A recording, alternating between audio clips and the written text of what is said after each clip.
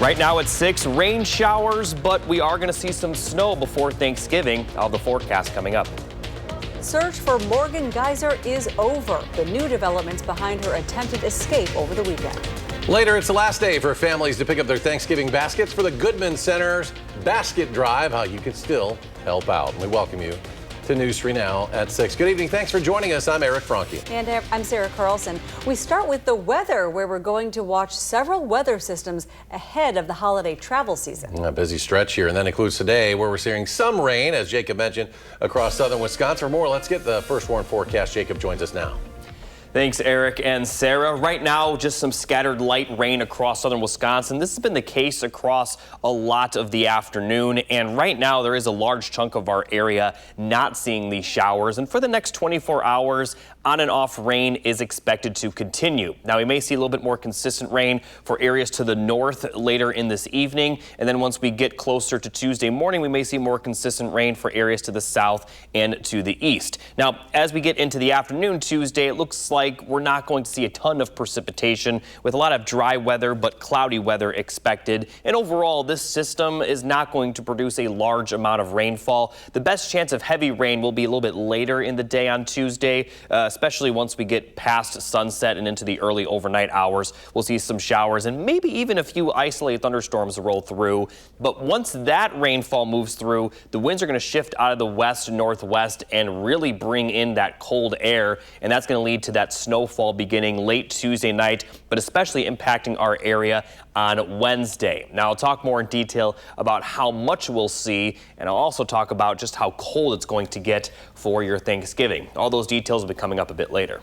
All right, Jacob, thank you. Police say the 24-hour run for Morgan Geyser has ended. One of the attackers in the so-called Slenderman stabbing from back in 2014. Geyser fled a group home in Madison Saturday night and then turned up in another state. Our Arman Rahman is live from near the group home with more.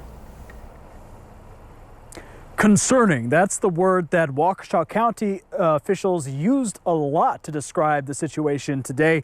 That's where Geyser is set to be returned after she was found in Posen, Illinois, about 3 hours from this group home here on Cronky Drive late last night by authorities. She had left a group home here on Madison's southwest side on Saturday night, and multiple officials say that there should have been more communication when she was out on the run. She was on the loose and her whereabouts were unknown. So we take this very seriously. But now Morgan Geyser could be on her way back to a mental health facility in Waukesha County, as they're pushing for the state health department to revoke her conditional release, which allowed her to go to a group home in Madison while being monitored by the Department of Corrections. Madison police say they weren't notified about Geyser's disappearance until staff at the group home called and reported her missing Sunday morning. Well, yeah, I mean, the time was not ideal, but we'll take a look at it. We'll work with DOC to figure out how do we improve on the next go-around. Officials in Waukesha say this is the second time a revocation has come up. It's extremely concerning that you would so blatantly violate a very, very simple condition, which is to stay in a placement and keep a bracelet on.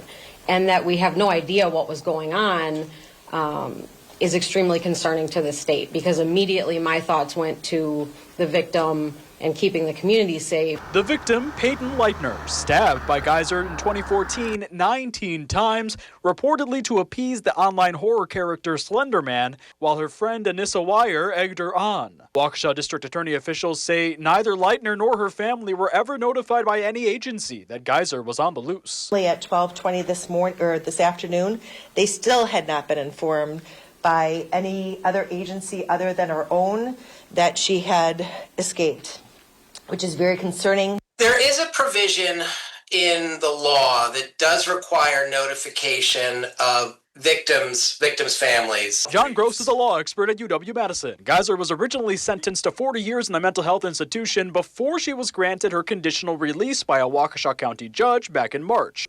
We could see this happen many times. So Gross says even though she violated the conditions, this becomes a question of how well Geyser can be integrated back into society rather than a punishment. The question remains, what remedy, what will the court do going forward in terms of, again, trying to figure out whether or not she can still be released, but there might just be additional conditions. Gross says he wants people to understand that someone getting this conditional release and escaping is rare. We don't pay attention to the success stories that happen all the time in terms of rehabilitation and reintegration. Waukesha County officials say both the DHS and Governor Tony Evers' office are working on getting Geyser returned back to Wisconsin. For now, reporting live on Madison's southwest side, Arman Rahman, News 3 Now. Arman, thank you. Bond is set for two brothers accused of homicides in Madison dating back to 2016 and 2017. Justin Charlo, charged with one count of first-degree intentional homicide as party to a crime in connection to a fatal shooting that happened back on July 25th of 2017. Cash bond set at $850,000. Justin's brother Jordan Charlo, charged with 3 counts of first-degree intentional homicide as party to a crime. His bond set at $1 million. A Cuba City woman is in custody after shooting another woman over the weekend in Grant County. Deputies were called to a home near the intersection of North Clinton Street and East Lafayette Street just before 5 a.m. Saturday. A man told 911 dispatchers that his girlfriend was shot in the knee by another woman at the home. The 23-year-old victim was taken to a hospital before being flown to another facility. The 25-year-old suspect was arrested on charges of endangering safety. A woman critically injured in a parking lot crash last week has died. According to the Dane County Medical Examiner, 45-year-old Tricia Plessel of Ridgeway died from her injuries at a hospital on Friday. The crash happened Thursday night near Lerdahl Park when Plessel was hit. Police say the 64-year-old driver was pulled from the vehicle at the time of the crash and was unconscious. A goose in Rock County has tested positive for bird flu. Rock County Public Health says it received this notice from the Wisconsin Department of Health Services on Friday. A goose that tested positive for the flu came into contact with a person who has been directed to watch for symptoms and follow safety protocols. But as of today, that person has not reported any symptoms and doesn't need any further testing. This is the first confirmed case of the bird flu in Rock County since 2022. Rock County Sheriff Curtis Fell will seek a second term. He announced his re-election plans today. Among the reasons Fell cited for running again, he wants to make improvements at the county jail. Fell was first elected in 2022, defeating Army veteran and first responder Craig Keller by nearly 15,000 votes. Fell spent 30 years with the Rock County Sheriff's Office before becoming its leader. And the Madison Police Department helping feed families this Thanksgiving. This morning, police worked with Metcalf's and the Madison Community Policing Foundation to make Thanksgiving meal kits for 100 families around the city. Anytime we can help build trust and have the community see us as people who are willing to help in sort of the ways that are often not seen by the public, in ways such as this with getting these food out to people, I think it's good for all of us and good for the community as well. After assembling the kits this morning, officers are out delivering them so that families will have enough time to prepare the meals before the holiday. Well, we are just days away from Thanksgiving, and the Goodman Community Center fulfilling its mission of making sure families are fed for the holiday. And ahead of the holiday, the center is passing out the meals that will feed thousands across Dane County. Our Jalen Banks was at the meal distribution earlier today and has more. Monday marks the final day of distribution for the Goodman Community Center Thanksgiving Basket Drive. I had the chance to catch up with the center on how it's going. For weeks now, the Goodman Community Center has been collecting thousands of turkeys, non-perishables, and other cooking supplies to ensure that 4,000 families in Dane County would have a quality meal this Thanksgiving. Monday is the final day for families to collect their meals from the center. And many volunteers lent a helping hand for the cause, including Wisconsin Governor Tony Evers. But for many of the workers, today reminds them just how impactful the drive is. We estimate that each basket feeds at least 5 people. So the 4,000 is really 20,000 people who have been fed by the effort. And that number, I think, sunk in for me in a way that just, I don't know, it made me feel a little teary, to be honest. The Thanksgiving Basket Drive is winding down. However, you can continue to donate to the Goodman Community Center Food Pantry year-round. For now, reporting from the Goodman Community Center, Jalen Banks, News 3 Now.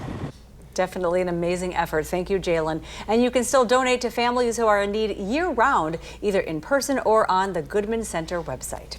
And coming up next on News 3 Now, the McFarland Police Department honors a fallen soldier. And later, could we see snow during the upcoming holiday weekend? Jacob will have his complete forecast in just a bit.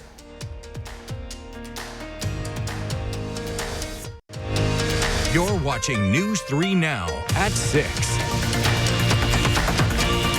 Welcome back. The McFarland Police Department is honoring an officer who lost his life in the line of duty 10 years ago. After serving in the U.S. Army as a Green Beret and being awarded the Bronze Star, Officer Ryan Copeland became the McFarland Police Department's first canine handler. But on November 23, 2015, Officer Copeland was killed in a head-on collision with a DNR warden's pickup truck. This accident was described as a freak occurrence with no chance for either vehicle to avoid the collision. In 2016, Officer Copeland's name was officially dedicated both to the National Law Enforcement Memorial and to the State of Wisconsin Law Enforcement Memorial. Ryan was constantly very passionate about everything he did, from his military career to his shortened law enforcement career to just when his off-duty time. And since his death, the McFarland Police Department has adopted 3 core rules: respect, professionalism, and character, abbreviated as RPC, in honor of Ryan. Well, the cost of child care in Dane County continues to climb, forcing many families to make difficult decisions about work and finances. The latest market rate survey from Madison-based nonprofit Community Coordinated Child Care, Inc. shows the median for full-time infant care in Madison is $450 a week, with countywide rates ranging from $165 to $597, depending on the facility. For mom of 4, Erin Rogers, a few years ago, those costs grew so high, she and her husband had to pivot. She left the workforce and became a stay-at-home mom because childcare had outpaced what she earned. And that is something I don't take for granted. I know that's not the reality for a lot of people, especially in Dane County where the cost of living is higher. And tune in tonight at 10 for The Cost of Caring. News 3 Now's Kyrian Lee looks more into the impact and what's available for families. And still ahead, how you can score some deals on holiday travel this year. Plus some tips to know in order to stay ahead of any potential Turkey Day travel headaches. And are we still expecting the possibility of a storm system this weekend? Jacob is back with the forecast after the break. You're watching News 3 Now at 6. Welcome back. The TSA is expecting to conduct more than 17.8 million screenings over the Thanksgiving holiday travel period. And it's no secret, air travel has had its fair share of challenges this year. And that's why travel experts are offering some tips. First, know your itinerary and possible trouble spots. Ideally, fly direct, but if it's not possible, then understand your airport connections and challenges they may present, such as air traffic controller-related delays like those experienced earlier this year at Newark, or possible winter weather like in Denver or Chicago. Shorter routes, too, can be dicey. By understanding these things, you can create a plan B or even change your itinerary to avoid potential trouble. Once travel day arrives, know where your plane is and where it's coming from. That's the most important thing. Okay, my plane before it gets to me in, sunny Miami, it's going to go through 4 or 5 cities that are getting hit by a snowstorm today. And I'm going to have to probably plan ahead a bit more or just be aware that there's a potential of more delays. It's also important to be aware that slowdowns won't always be immediately shown on the airport monitors or on your airline's app. Well, if you're still trying to figure out what to ask Santa for Christmas this year, how about a gift that will create memories for a lifetime, like a vacation? It turns out now is the best time to plan a trip and save. The Tuesday after Thanksgiving is known as Travel Tuesday, when you can score big discounts on flights, cruises, hotel stays, and even travel packages. But unlike Black Friday deals, which can extend through the entire month of December, many of the travel bargains only last 24 hours. Personal finance site NerdWallet recently came up with a list of the best deals. Big hotel chains are slashing prices right now. Hilton offering up to 50% off of some stays, Marriott and can be up to 40%, and then many Hyatt hotels will be offering up to 30% off. It all depends on the location and dates, of course. And if you're looking for cheaper flights, travelers could save up to 40% through the flight booking app Hopper. Well, much colder weather is on the way. Nice time to hop out of here. Jacob, how cold will it get? Well, it's probably going to be the coldest it's been this season. We haven't seen temperatures this cold since last March and February, but we're still going to see one more day of temperatures not too cold. That'll be tomorrow, but we will see some light rain throughout the day. And then Tuesday night into Wednesday is when it's really going to cool down with some light snow possible Wednesday. And then Thanksgiving is going to certainly be cold. The good news is that this snowfall is likely not going to stay on the roads. So if you have anywhere to go for Thanksgiving, the roads should not be too treacherous with the snowfall Wednesday. Now, right now, we're still seeing that rain, and we're going to continue to see only rainfall for about another 24 hours. Tracking all this out, just some on and off showers. Again, we're not expecting a ton of precipitation from this system. Best chance of rain will be for areas to the northwest later this evening, and then to the southeast once we get towards the later overnight hours and into Tuesday morning. And then for much of Tuesday afternoon, it looks like we're actually going to be pretty dry, but we're going to remain cloudy all day. Temperatures won't be too bad tomorrow, though. And then as we get towards the evening, we'll see another round of rain move through. This round of rain could produce some isolated storms, and this will be the cold front. So once this rain moves through, winds are going to shift out of the west-northwest and cause those temperatures to plummet. And then here comes the snowfall, and we're going to see the chance of snow for a good chunk of Wednesday, but especially early in the day. Once we get closer to the afternoon, it will start to begin to move out of our area, but Madison and areas to the east will still see some of that snow shower activity through early Wednesday night. And then once we get to Thanksgiving, all of that will clear out of the area. And the good news is that we're not going to see a lot of accumulation. It might create some slippery roads when the snow is falling, but it's still early in the season, and so we likely will see the snow melt, at least on the roads, despite the fact that temperatures are going to plummet. And a big reason for that will be that wind shift that I talked about. So starting Tuesday evening, still seeing the calm winds, but here comes that very strong gusts that we're expecting. And at the peak times, gusts could be up around 40 miles per hour. Now, the 50 miles per hour you're seeing, I don't expect it to be that strong, but still very, very strong winds on Wednesday, calming down a little bit Wednesday night and for Thanksgiving, but will still be breezy for Thanksgiving for sure.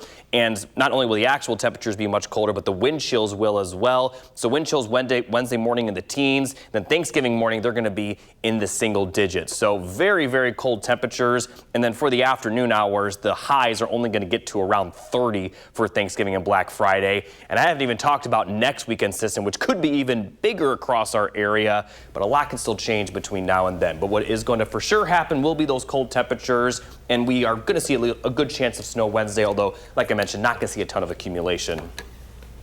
All right, thanks so much.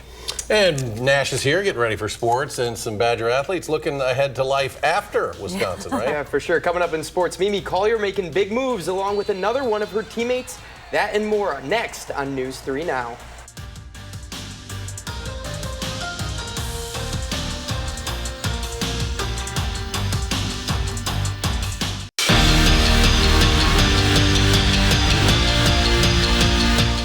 In the inaugural season of Major League Volleyball, the Dallas Pulse held the first overall pick. And who did they select? Wisconsin volleyball star Mimi Collier. In her senior season, Collier has had a huge impact on the Badgers' success, leading the team in kills and points by a big margin. And she looks to play a major role as an outside hitter on the next level. It was so much fun. We're having a little watch party in the locker room right now. The whole staff is there. Some of the girls are there. And it's so nice just being surrounded by people that I love and experiencing a moment like this. And it's something I'll never forget. But the watch party didn't stop there. 18 picks later, teammate Carter Booth was drafted to Dallas as well. Collier and Booth become the 40th and 41st Badgers in program storied history to play professional volleyball. To the ice, where it was a big week for Wisconsin, the Badger women remain the country's top-ranked team in the nation, and the men aren't far behind. After sweeping top-ranked Michigan State and East Lansing, the Wisconsin men jumped to the nation's second-ranked squad. What an exciting past few weeks it's been for Wisconsin football. Bucky may not be eligible for the bowl, but they'll treat this upcoming game like one as they fight for Paul Bunyan's axe in Minnesota. Last year's loss to the Gophers was the final nail in the coffin for Wisconsin. The game at Camp Randall was the last of a 5-game losing streak, but most importantly snapped a 22-year bowl streak. This time around, the Badgers can change history and finish a wild season on a high note. When you kind of get to this week, that it's hard to talk about anything else. And I've said it since the day I came here. I've grown up this way. Like, what makes college football special is rivalries. We brought it up after the game on Saturday, but I wanted the guys to enjoy, the Saturday night. Not that it was very long because it was a later night, but I wanted to make sure they woke up the next morning and understand that what's in front of us. And To bring that axe back to Madison, the defense is going to have to stay red hot and follow in the footsteps of outside linebacker Daryl Peterson, who recorded 3 sacks in his final home game on Saturday, resulting in Big Ten Defensive Player of the Week honors. And finally, it's Monday. You know what that means. Andrew is at Jay's Bar, live taping the Wisconsin Huddle with this week's guest, Molly Schlosser. It's not too late to go out there and join them. Boy, that was a nice way to finish the home schedule. How about it? Yeah. We need it. And beating Brett Bielema, too. Agreed. Let's go to Jacob. Final check of the forecast. Yeah, the next 10 days certainly going to be active. We're going to have one more day of above normal temperatures. Then look at the highs of the rest of the next 10 days. The warmest day is only going to feature highs in the middle 30s, and we'll see lows in the teens some of the mornings with wind chills even colder. Now, again, I hadn't really talked about that next weekend system simply because, we're going to see a lot before then, but we also don't know a lot about it yet. What we do know is that somewhere in the Midwest we'll likely see some accumulating snowfall, and it's likely going to create some travel impacts, especially for those that do see that accumulating snow. We're going to continue to update the forecast accordingly, but models have been all over the place with this, but it's consistently bringing something to the Midwest. Some models are pushing it further north, bringing rain to our area. Other models are pushing it further south, bringing not as much snow, but not a lot of rain either. So again, a lot can change between now and then, but I would expect to see at least some travel impacts. What are you talking about on that? Is that the end? It's going to start Friday night, and then it's for the weekend. This system that we're seeing right now not going to produce a lot of rain, but it will cool those temperatures down. All right, right, Jacob, thanks, thank Jacob. you. Entertainment Tonight is next. And our next newscast, 10 o'clock, of course, and you can always find us streaming 24/7 on Channel 2000+.